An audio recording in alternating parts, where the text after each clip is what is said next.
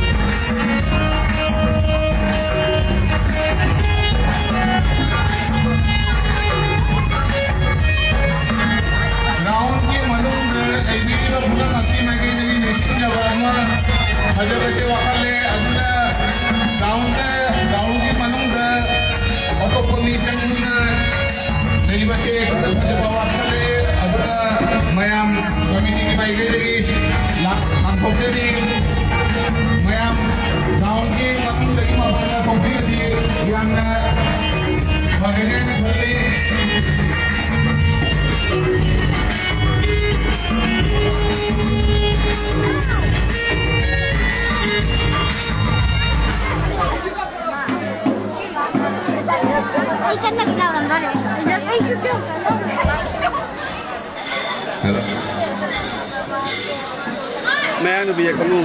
Hello.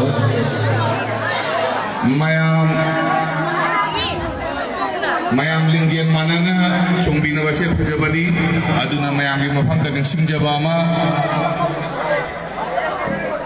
pari chumna line se manana mayam khudga paiduna mayam chombino mayam mana bahise phajabani adu round ki manungda leidiba atopa mi mayamgi mafamda ningsingjaba ama round की मनुंग दलाई बना जब से वादे अदुना round की मनुंग दगी अपान तोपी करी है ना अन्ना निंसिंग जरी तरी गुम्बा ओ मोनी जाइए तो लेकर तो नहीं ऐसा क्या है आई जो आगे तक McCain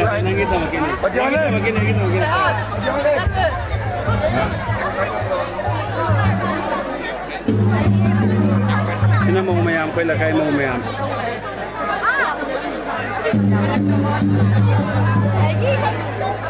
Radha yang musiye bema, musiye Radha male bema.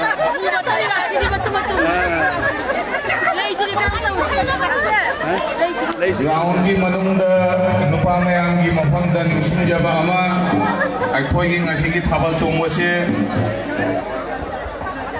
Hejong sian tuna mayam chongbigani haina lepna kiba thabak ni aduna patong sian tuna dari gumba chongbiganu haina hanna ningsing jari phajabase thabal chongbage akhoi gi aloiba matangda akhoi patong sianna jawi rasu hajik nahaki maham matam siga jawi dana auto matangda mayam chonggani aduna hajik tangi damaki mayam da hanna ningsing jari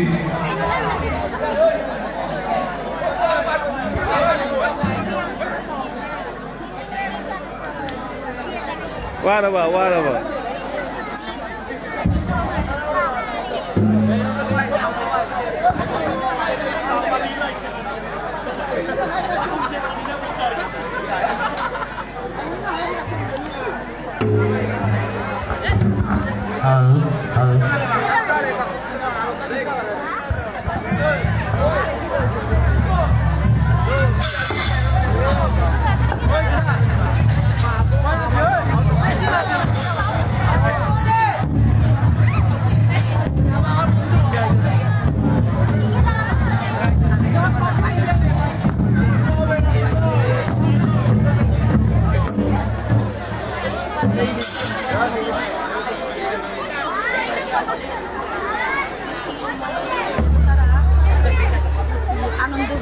আনন্দ উল্লাসে নৃত্য করেছিল সেই তখন থেকে আজ পর্যন্ত আজ অবধি আমরা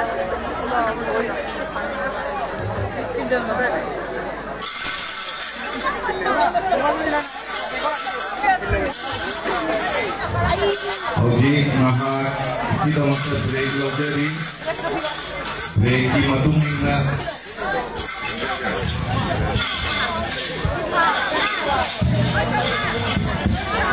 apa ini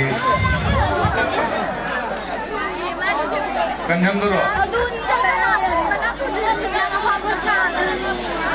mana ini cuma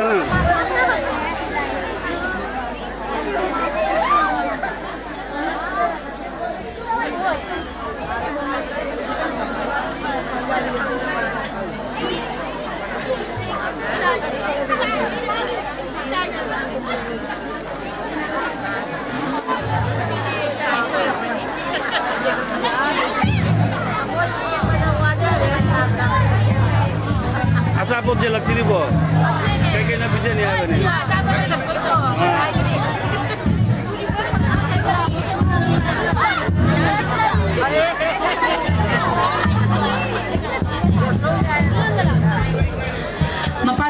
lakpiriba pakhang lesabi budi phane ki napi selaga lamani ado pakhang singdi pensar selaga lamani khongra patong haiba adu lakpiriba mayam karigumba thabal chongba yawning ba tarbadi ground manung da changbi dana thabal chongbiu akoi gi thabal se mapung marang phang na tawbiu akoi mayam gi batham da handa handa nang sinjari Mấy bài đó thằng gái mẹ em tan rồi.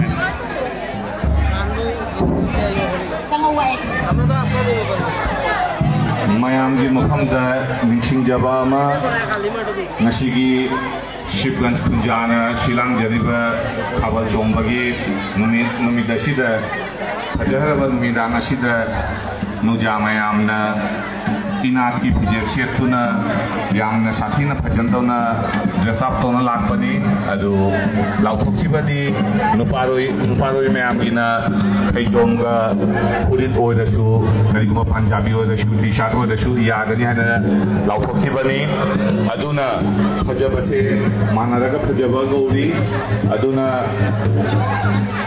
Pajabase Akoi Kaya Manganingde Aduna Mayam Aloy Pamatanda Akoi Mayam Bu Permission Pigani Aduna Haji Matang di Akoi Kara restriction Tambatare Aduna Mayam Waro Biloi Haina Khalli So Thayong Punjabi Thayong T-shirt Pangde Pudit Pangde Shape Pami Mayam Manung da Changbi Gani Haina Thajaba Thammi Amaga Shu Wahaima Thamjaningi Mayam Gi Mafamda Atopa Kadi Kanagumba Camera Tawai da Makta Oirashu Mayam Yamna Changbi Ganu Haina Hanna Ningsing Jari Ground Gi Manung da Ôi, ấy bố, nắng tôi đến cái nữa ơi, suốt qua trên kia là cũng tung tiền đi cái. Suốt đây là chạm vào trong lò đấy, ấy luộc cái hàng cái cần cái bạch chi, luộc cái cái. Trái ra bà, người say rồi.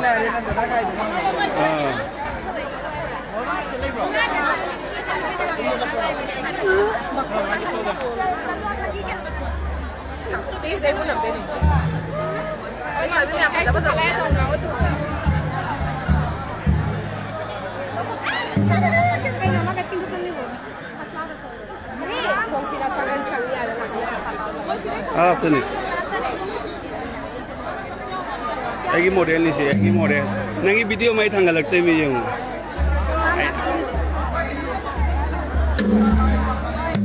Oh, haurong ni.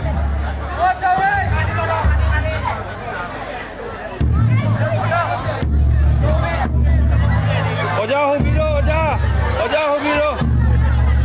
Haurong ay ba?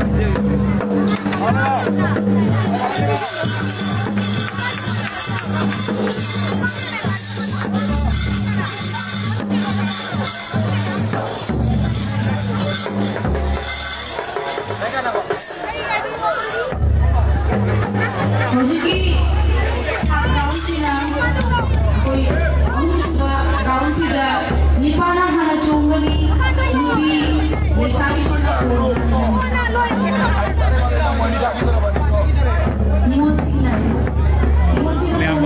Jadi mayam live basi share tu bina mani sing jadi live share tu bina di kana muji ngomong so mai ke digi dia ngani mayam live basi share tu bina mani sing jadi mayam na changbi ka kani mayam gi mahamda na amukam sing jadi ground gi matang asida lupa mayam na hana Jumani Habal Matanda Nupiro Ishina Changani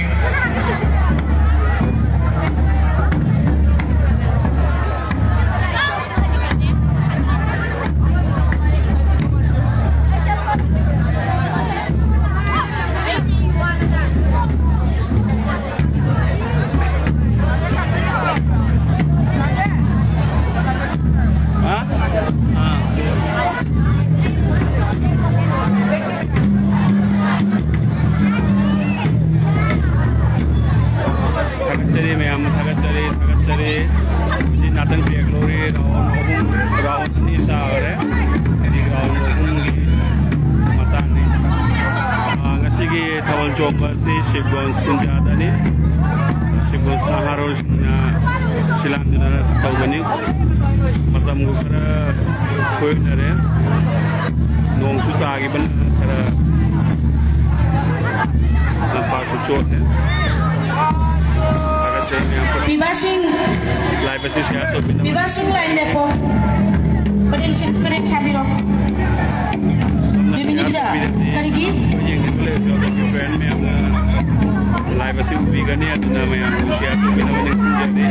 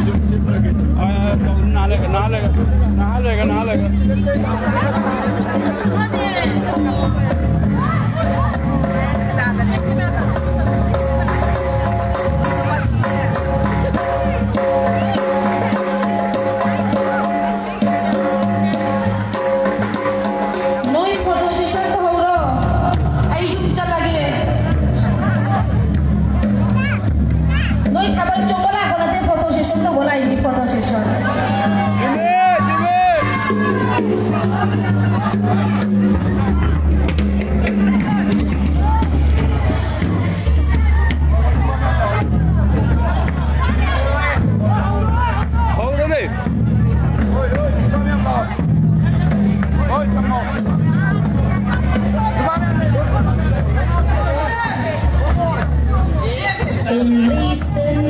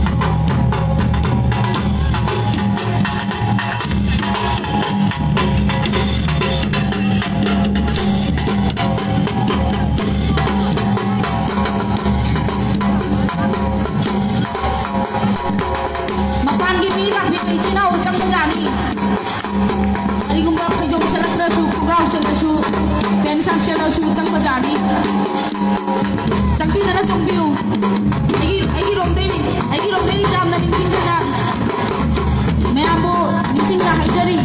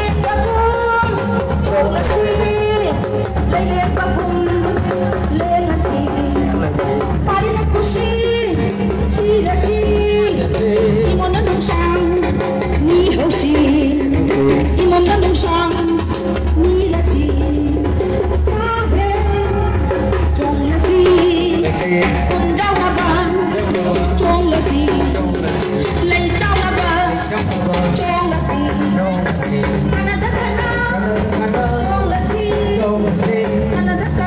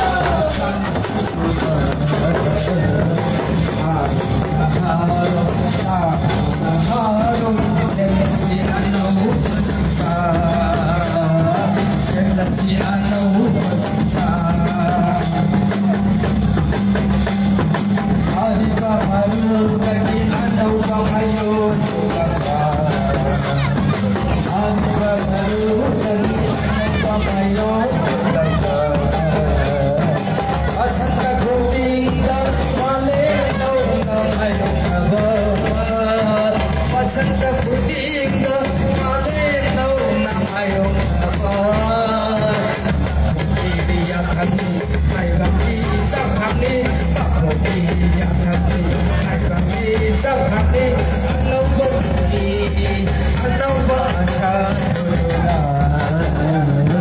La Haro, La Haro, Simla Simano, Masa. Let's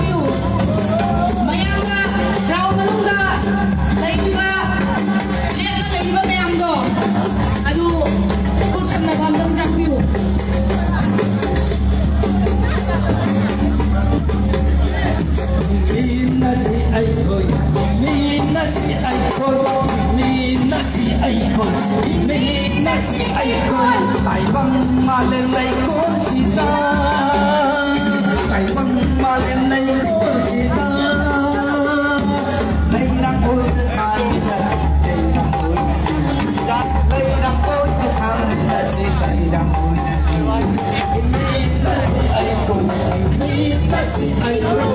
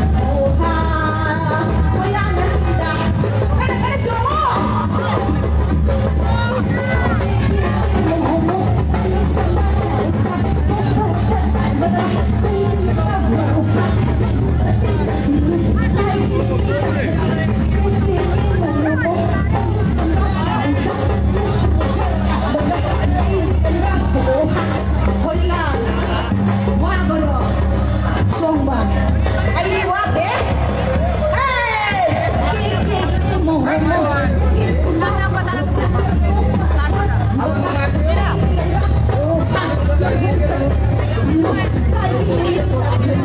Ghiền Mì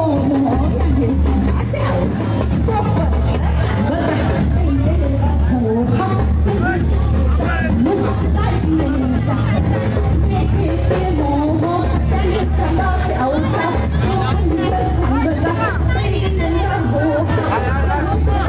lỡ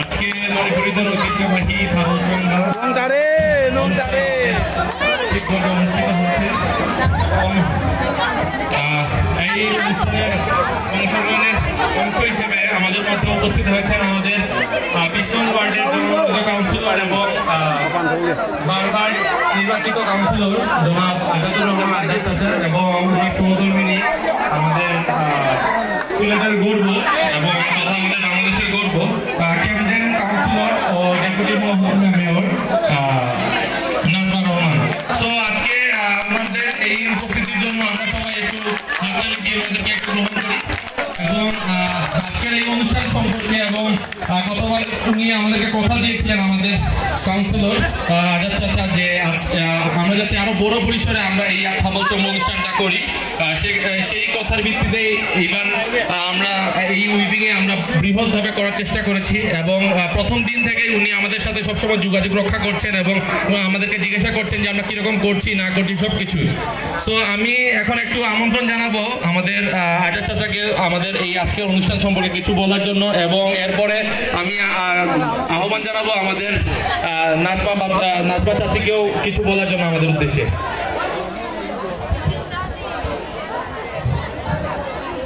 আমি এর আগে কিছু কথা বলতে চাই।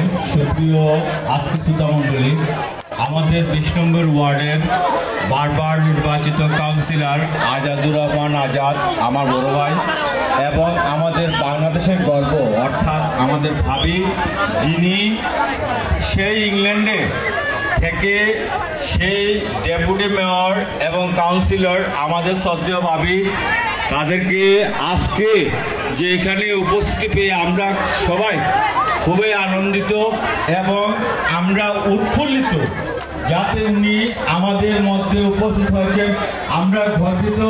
এবং আমি আজাদ ভাই আজকে 20 নম্বর ওয়ার্ডের কাউন্সিলর, যিনি 4 বারে নির্বাচিত কাউন্সিলর আজাদুর রহমান আজাদ, আমরা আগামীতে মেয়র পদপ্রার্থী হিসেবে দেখতে চাই এবং নৌকা মার্কায় আমরা দেখতে চাই আজাদুর রহমান আজাদকে। আমরা সেই আশা ব্যক্ত করে আমি এখন বর্তমানে আজাদ ভাইকে আমাদের এই অনুষ্ঠান অর্থাৎ আমাদের যে দোল পূর্ণিমা আছে সেই দোল পূর্ণিমা অর্থাৎ আজকে যেই থাবলচম অনুষ্ঠান সেই অনুষ্ঠানের আমি মধ্যমণি হিসেবে মনে করি আজাদুর রহমান আজাদকে, যিনি 20 নম্বর ওয়ার্ডের কাউন্সিলর জনাব আজাদুর রহমান আজাদকে আজকে আমাদের অনুষ্ঠান সম্বন্ধে কিছু বলার জন্য অনুরোধ জানাচ্ছি। প্লিজ আজাদ ভাই।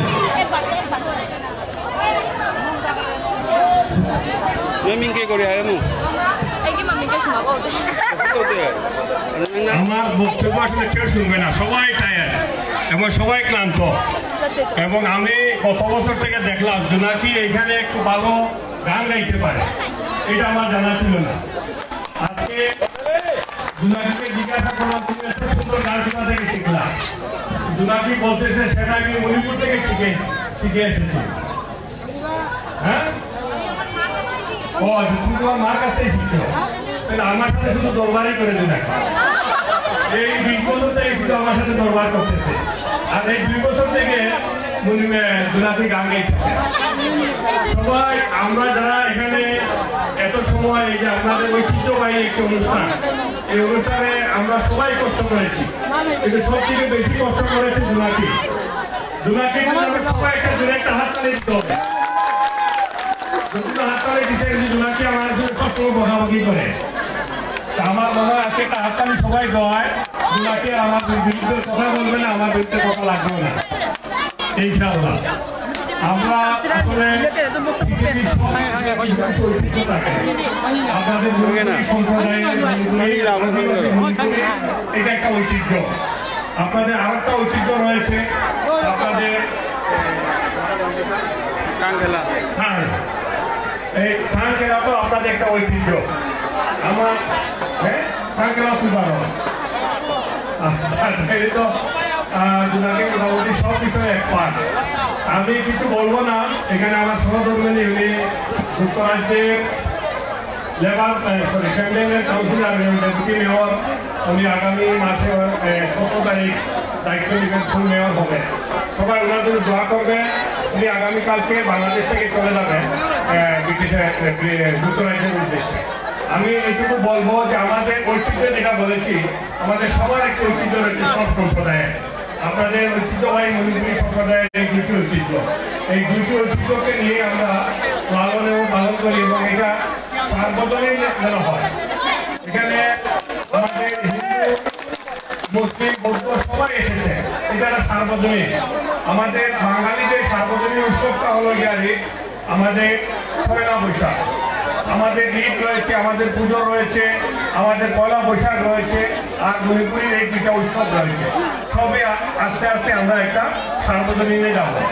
এই সার্বজনীনে যেতে গেলে অনেক সময় অনেক কষ্ট করতে হয়, অনেকের অনেক বিড়ম্বনার শিকার হতে হয়। আমাদের পার্শ্ববর্তী যারা বাসা বাড়িতে রয়েছে কিছুটা হয়তো বিড়ম্বনায় ওনারা করতেছে, কিন্তু আমি অনুরোধ জানাবো একটা ঐতিহ্যে এবং একটা ঐতিহ্যকে ধরে রাখতে গিয়ে কিছুটা না হলে আমরা কষ্টকে আমরা একটু নাহলে বিসর্জন দেব। এই কষ্টকে যদি বিসর্জন দেয় তাই একটা ঐতিহ্য ফিরে থাকে এবং একটা ঐতিহ্য থাকে। সেটা কোন সম্প্রদায় হোক যেটা ঐতিহ্য, সেই ঐতিহ্যকে লালন এবং সেই ঐতিহ্যকে পালন করার জন্য শিক্ষকদের মণিপুরী সচিবের মহানগরের সকল মণিপুরীকে আমি আমার অন্তরের অন্তঃস্থল থেকে ধন্যবাদ জানাচ্ছি। আমি আমার ছোট ভাই আগে বলেছে যে আমি দাওয়াত দিয়ে যাচ্ছি যে আমি আমাদের একটা রাজনৈতিক দলের কর্মী, আমি সেই রাজনৈতিক দলে আমি আগামী মেয়র নির্বাচনে নমিনেশন চাবো। যদি আমি সেখানে পাই তাহলে সারা মহানগরে ইলেকশন করবো, আর যদি পাই না তাহলে আবার এই অঞ্চলে আবার কাউন্সিলর হিসাবে নির্বাচন করবো। সুতরাং আপনাদের সাহায্য সহযোগিতা আমার প্রয়োজন এবং আমার সাহায্য সহযোগিতা আপনাদের সবার প্রয়োজন। আমি আগেই বলেছি এই অঞ্চলে কান প্রতিযোগিতা সার্বক্ষণিক আসার জন্য আমরা আম্বরখানায় গিয়ে আমরা কান করি, কান খেলাধুলা করি।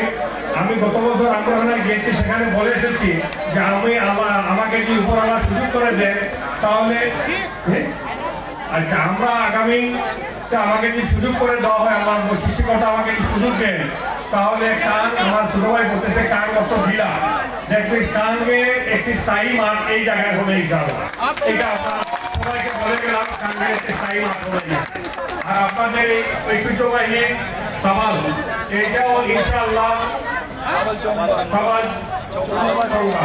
ইনশাআল্লাহ এইটাও আগামীতে এই জায়গায় হবে। আমাদের এই জায়গা নিয়ে অনেক দ্বিমত থাকতে পারে, তবে এইটুকু বললাম জননেত্রী শেখ হাসিনা যত জীবন ক্ষমতায় থাকবে এই জায়গা আপনাদের থাকবে, এবং আওয়ামী লীগ যত জীবন ক্ষমতায় থাকবে এই জায়গা কেউ নিতে পারবে না, এটা বিশ্বাস রাখেন। কারণ এই জায়গায় আর হোক না হোক আমাদের মাননীয় প্রধানমন্ত্রীর অফিসে আমাদের গণভবনের থেকে একটি প্রতিষ্ঠান রয়েছে এখানে। সুতরাং এটা নিয়ে আমরা সবাই কাজ করবো আর এটা সফল হবে ইনশাআল্লাহ। আমি আর কথা বাড়াচ্ছি না, আপনাকে ধন্যবাদ দিয়ে আমরা শেষ করলাম এবং আমার ছোট বোন এখানে হাইকোর্টের ছোট বোন রয়েছে। আমি সবাইকে অনুরোধ জানাবো আমাদের যারা মণিপুরী সম্প্রদায় যারা বয়স্কাল মানুষ আমাদের বৃদ্ধ মানুষ রয়েছেন সবাই যদি আসেন তাহলে আমাদের যারা ইয়াংরা রয়েছে ছাত্ররা রয়েছে বিশেষ করে ছাত্রগুলো যুবক তারা খুশি হবে।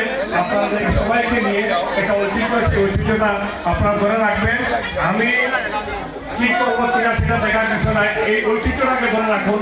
মণিপুরী সম্প্রদায়ের ঐতিহ্যটা এটা ভবিষ্যতে বাঙালি এবং আধা বাঙালি যারা রয়েছে আমরা সকল সম্প্রদায়ের এটা ঐতিহ্য হবে ইনশাআল্লাহ। আপনার আমার বক্তব্য শেষ করছি। খুদা হাফেজ। বাংলাদেশ বিজয়ী হোক।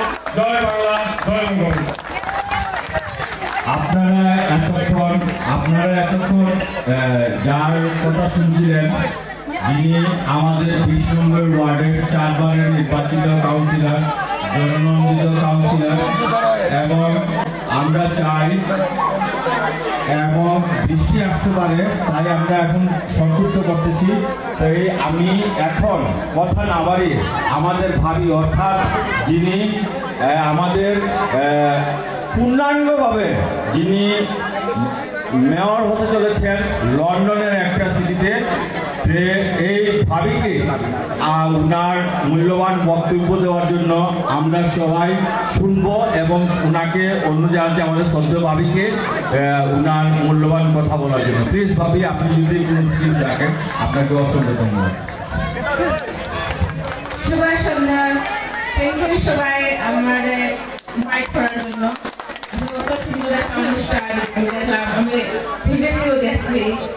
আমার একটা খুব ভালো লাগে কালচারাল জিনিস দেখতে। আমরা ইংল্যান্ড নেই, আমরা ক্যাম্পেন হাউস হলো আমরা সেলিব্রেট করি ডাইভার্সিটি, কারণ আমরা সব ধর্মরে আমরা রেসপেক্ট করি, আমরা বাই টেম্পলেগুলো শিক্ষা দেয়, আমরা কাউন্সিলও শিক্ষা দেয়, আমরা সাপোর্টও করে গ্রান্ট দেয়, এই ধরনের অ্যাক্টিভিটিস রাখবার লাগে। কারণ আমরা সবাই হয়তো ভাই বোন, আমরা ডিফারেন্ট ধর্ম থাকতে পারে, ডিফারেন্ট কমিউনিটি কালচার থাকতে পারে, তাই এন্ড অফ দ্য ডে আমরা একজনে আরেকজনের রেসপেক্ট করতাম, সম্মান দিতাম।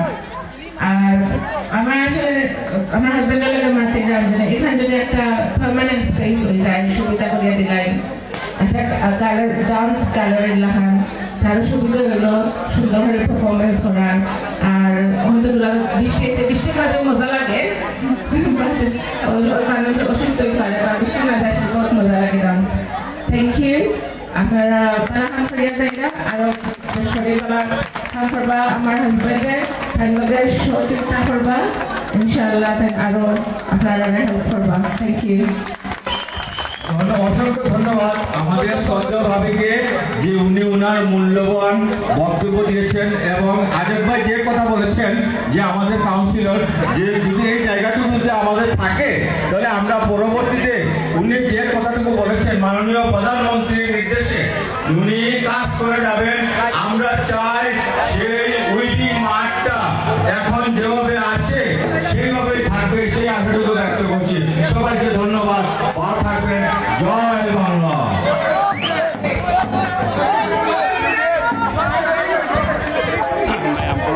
Cari macam kaidok itu na live sih yang kita tambah ay kerajaan celah yang kalian cuci cari agak cari macam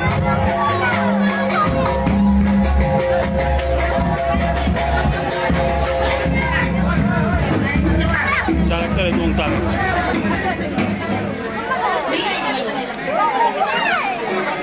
lo itu loh kayaknya mau lagi lo selalu Lain mati tiap tarik di ground mana dah mi mati lagi bazaar boy. Tiap mi na tanah. Ground di mana pada poki bazaar.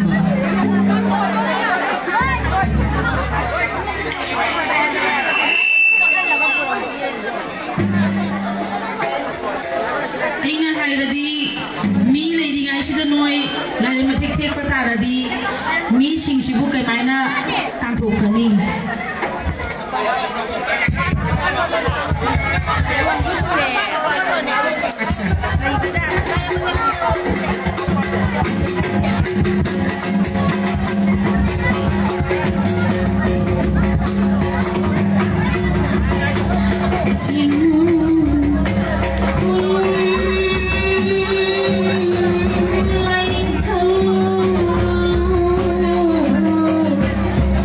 I think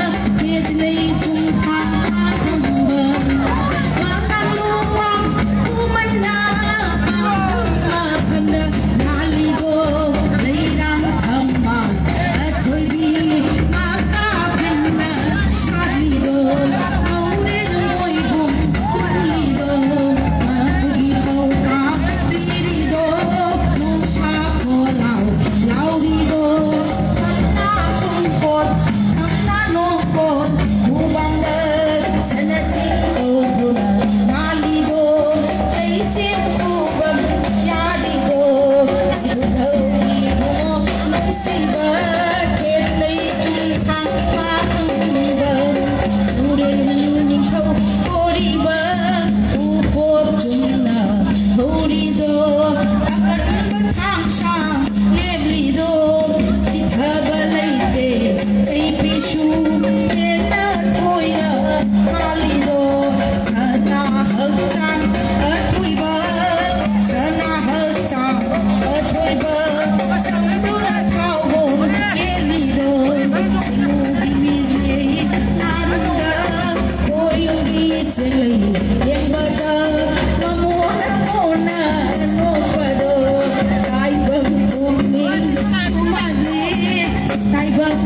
để không bỏ lỡ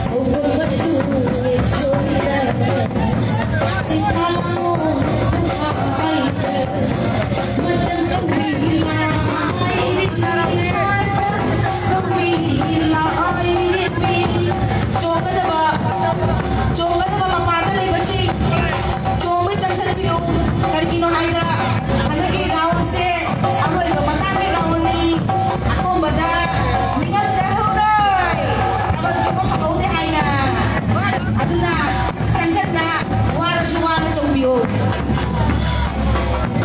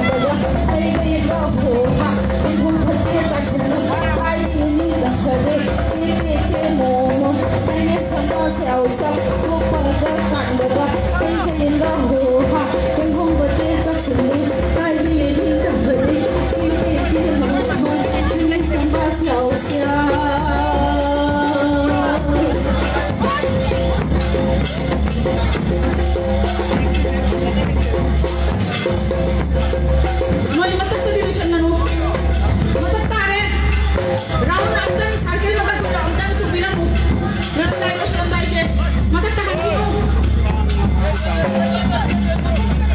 Makok na nungpok thang bada. Nungpok thang bada. Nungpok thang bada. Mamay ko lesyon do. Tiki mo yang ni samba sel sel. Baga ainda ainda boa. Iko pate sa selu. Lagi ini japane. Tiki mo yang ni samba sel sel. Baga ainda ainda boa. Tiki mo yang ni samba sel sel. Baga ainda ainda boa. Mai tenjing baga. Nana tahu sini rawan si boleh luar. Rawan si boleh biu. Berang lagi macam bukan mu. Berang dalam dalam sini. Kita mau mana?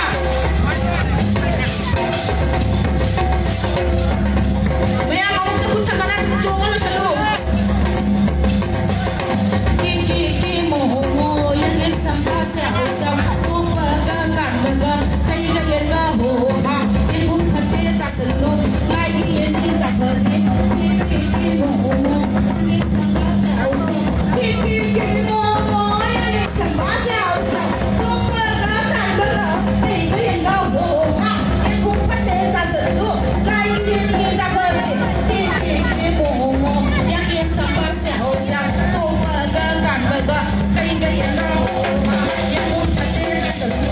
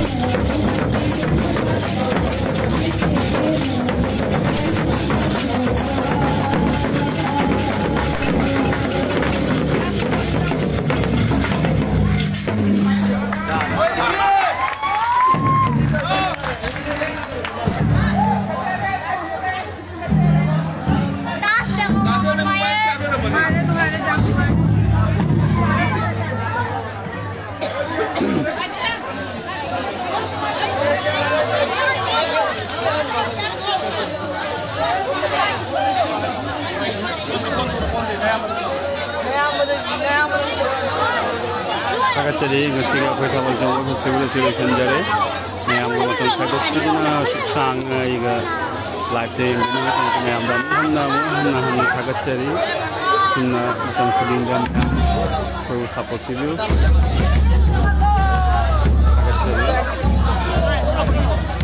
ini jai perfect photo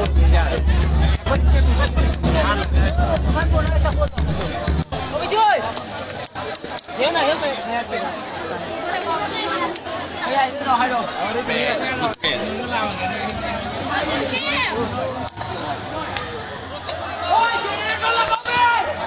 Taga chemi ang puno mo ko sige live